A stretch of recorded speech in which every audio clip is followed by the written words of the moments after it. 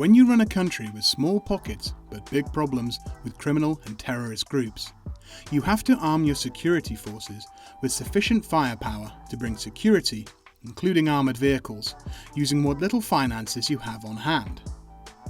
Light armoured personnel carriers, based on commercial chassis, offer a cheap alternative to more expensive dedicated military designs in such cases.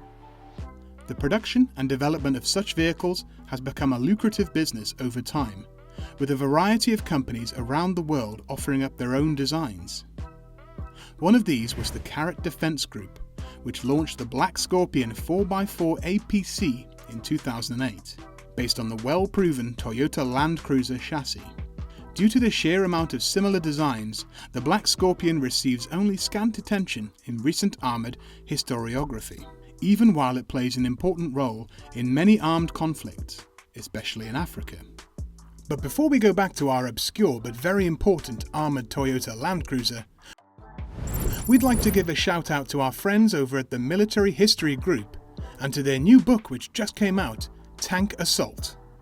This is a faithful translation of the Soviet Combat Manual published in 1944, provided to you by the excellent history YouTubers Military History Visualized and Military Aviation History, and is the essential summary of the Soviet experiences of World War II in armoured and mechanized warfare. We have already gone through some of their previous releases, and we can assure you they are excellent. We have also ordered a few books already, and, until the 25th of November, they are offering you 15% off of all of their books. Also, the current bilingual edition is only available until March next year, so get it while it's hot. Now, this is not the kind of riveting, swashbuckling tale some people want, but I guess that, if you're on our channel, you're actually here for the rivets. And this is a must-have for World War II tank enthusiasts, as it covers a very important gap in Western knowledge. So, remember, 15% off all their books until the 25th. Check out the link in the description. And now, back to our ugly but functional AFV. The Centigon Security Group traces its origin back to 1876, with the founding of carriage maker Sayers and Scoville in Cincinnati, Ohio, USA. In 1906, it built its first motor car body. During the Second World War, the company produced trailers for the military, while, in 1942, it was renamed to Hess and Eisenhardt.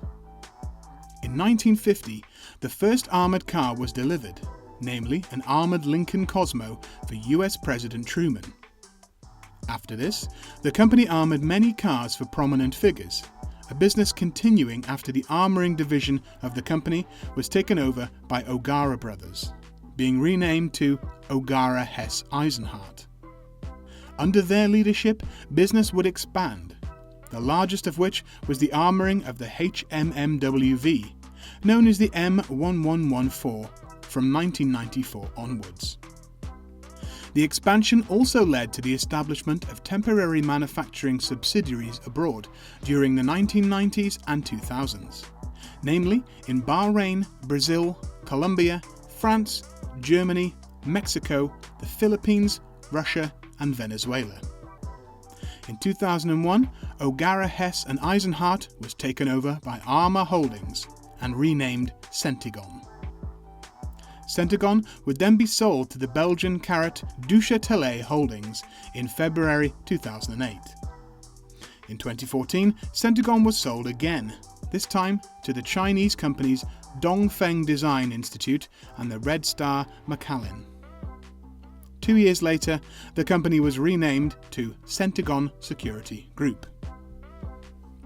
Development of a new cheap light APC was initiated in concert with different governmental agencies in the late 2000s. Although unspecified, these agencies were likely the Mexican Federal Police and the Army of Bahrain, both countries that housed a Centigon subsidiary at the time and were also the first recipients of the new vehicle. Later, batches would be acquired by the African countries of Chad, Nigeria, Rwanda and Burkina Faso, while Colombia, also home to a Centigon factory, tested one in 2018. Undoubtedly, the vehicle has been internationally offered to other agencies and militaries, especially since the vehicle has been featured at various defence and military exhibitions. Until 2014, the vehicle was known as the Carat Black Scorpion. After Centigon was sold by Carat, the vehicle was marketed as the Centigon Citadel. Considering that this vehicle had several different names during its lifetime, throughout this video we will use these interchangeably depending on the context. Mexican vehicles will be referred to as Pumas. Bahraini, Chadian and Rwandan vehicles will be referred to as Black Scorpions, and post-2014 developments by Centigon will be referred to as Citadels. The construction of the Black Scorpion made use of the Toyota Land Cruiser HZJ79 chassis, which limits the vehicle to a conventional design but ensures ease of maintenance and availability of spare parts. Power comes from a Toyota 4.5-litre diesel 6-cylinder engine with direct injection and turbocharging. Power is transferred via a 5-speed manual gearbox to all 4 wheels. The stiff front axle is suspended by coil springs and the rigid rear axle by longitudinal leaf springs. All 4 wheels are equipped with brakes, ventilated disc brakes at the front and regular ones at the rear. The driver is sat on the front left, with a co-driver or commander to the right. Behind the driver's position, the troop compartment expands slightly, both in width and height, to provide enough room for an additional troop of 6. The troop enters the compartment through a rear double door. On each side of the compartment are 2 bulletproof glass windows and another 2 are in the rear doors. The base vehicle features 8 firing ports, 1 in each of the 4 side and rear doors, and 2 on each side.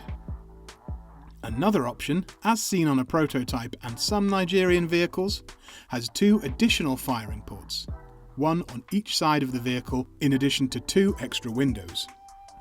The vehicle can optionally be fitted with a firing port in the front right windscreen that can be equipped with a light machine gun operated by the co-driver. This option has been adopted by Chadian, Rwandan and possibly some Bahraini vehicles. A weapon station is installed on the roof, which has been offered in various configurations by Centigon.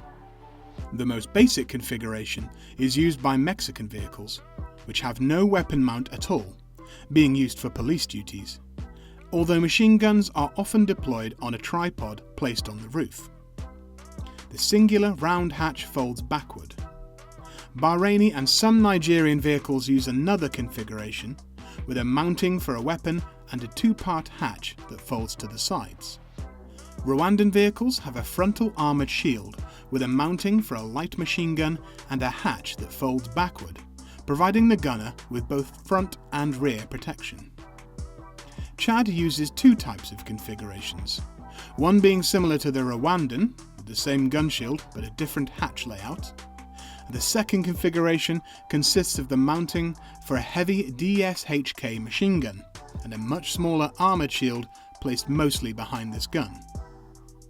Apart from the fully enclosed APC version, Centigon also offers an open bed version of the Black Scorpion. From the front to the driver's cabin, this version is identical to the regular vehicle, apart from the 2 front windows that gained the ability to be opened up completely. The closed troop compartment has been lowered and significantly shortened, although maintaining a weapon station on the roof. The rear of the vehicle has been opened up and 2 machine gun mounts have been placed on each rear corner, providing more firepower to the vehicle but less protection to its occupants. Around 2008, the Mexican Federal Police placed an order for a number of Pumas. It is unknown how many were ordered. However, each vehicle received a unique registration number, and based on photographic evidence, at least 14 registrations have been identified. Assuming all Pumas were consecutively numbered, the Federal Police acquired at least 51 vehicles, possibly more. Due to their wide deployment, the vehicles regularly crossed Mexico under their own power. This led the vehicles to wear down relatively quickly, with a Mexican police official stating that, due to their extensive use, they were theoretically not fit to be used longer than 3 years. On 1st of October 2019, the Federal Police was officially dissolved and integrated into the National Guard. At least 500 vehicles, including a number of Pumas, were transferred. Reportedly, many of these were in bad mechanical condition and had been stored in the open for a while already. After the transfer, the vehicles were planned to undergo repairs, and it is unknown how many Pumas were taken over by the National Guard and remain in service. Simultaneously with Mexico, around 2008 to 2009, Bahrain placed an order for 20 vehicles, which were assembled in Bahrain itself. Very little is known about these vehicles, which are believed to have been delivered in 2011 to 2012. Shortly after, the Bahrain branch of Centigon closed down. The Black Scorpions arrived in the turmoil that was the Bahraini uprising, one of the many episodes of the Arab Spring. It is unknown how, or even if, the Black Scorpions played a role during the brutal suppression of the uprising. Around 2011, the Chadian army procured a number of Black Scorpions, which appear to have been produced by the Mexican subsidiary. Since Chad relies heavily upon J79 Toyota Land Cruisers in its army, this was a straightforward decision, especially from a logistical perspective. The vehicles were likely acquired in light of the 2008 rebel attack on the capital, which unsuccessfully attempted to depose President Idris Déby Itno. In January 2013, Chad announced it would join the French Operation Serval against Islamic insurgents in Mali, and entered the country through Niger. It deployed a large number of vehicles, including some Black Scorpions. Chad's forces proved to be highly effective in the familiar desert terrain and became a key ally of the French intervention.